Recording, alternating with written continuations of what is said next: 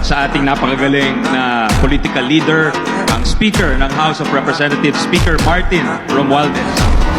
Sana daw madagdag ang kanyang budget ng Department of Education, Mr. Speaker. Nangako na po si Speaker at ang Chairman ng Appropriations. Ang budget ng Pilipinas ay hawak lang ng dalawang tao. Hawak lang siya ni Congressman Zaldico at ni Congressman Martin Romualdez. Yan ang katotohanan. Bawang Pilipinas! Oh, bakit pa tayo mag-question and answer dito para atakihin niyo ako? Ang masusunod lang naman sa budget, dalawang tao lang. Ako nang tawag sila, naumpuwarta. Girl. Palagay ko, gutom na rin kayo.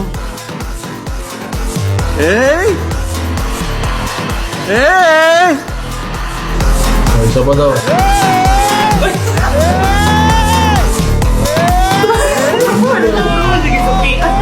Madam Vice President, it seems that there's this great plan against you talaga to destroy you. Narinig din namin na merong defunding. Narinig din namin na posibleng piso lang ang ibigay na budget sa Office of the Vice President. Handa kami, handa ako sa Office of the Vice President na magtrabaho kahit walang budget.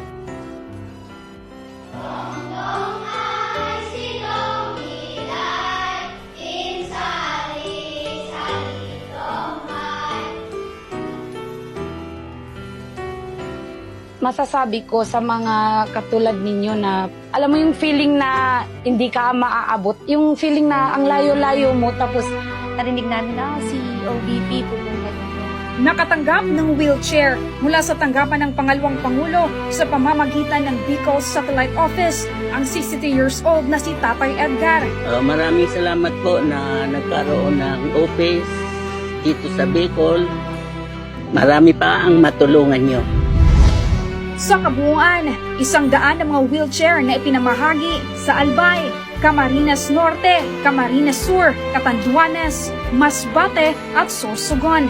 Habang nasa 1,070 naman ang bilang ng mga wheelchair na ipinamahagi sa buong bansa sa pamamagitan ng mga satellite offices at 2 extension offices. Tinungo ng OVP Southern Mindanao ang Barangay Hipol sa Balot-Ayngan, Sarangani, Davao Occidental. Kwento ng mga bangkero, delikado at maalon sa pupuntahan namin. Yung hindi po ito lang upang magbigay ng tulong sa mga bata dito sa Balot Island. Mahigit 1,000 katao na ang natulungan ng opisina. Isa na rito ang 104 years old na si Lola Isidra Salvador ng Barangay 85 Zone 7 sa Tondo, Maynila. Papasalamat ako sa mga tulong nila. Pakirating ko yung problema niya. Mahal ko siya. Noong buwan ng Marso, naitala ang ika-1 milyon na pasahero sa libreng sakay program ng Office of the Vice President upang masiguro ang kaligtasan ng bawat pasaherong sasakay. Sa OVP bus, mayroong closed circuit television o CCTV ang loob ng bus. Maliban sa mga pasahero, naging daan din ang programa upang makapagbigay ng trabaho sa mga nangangailangan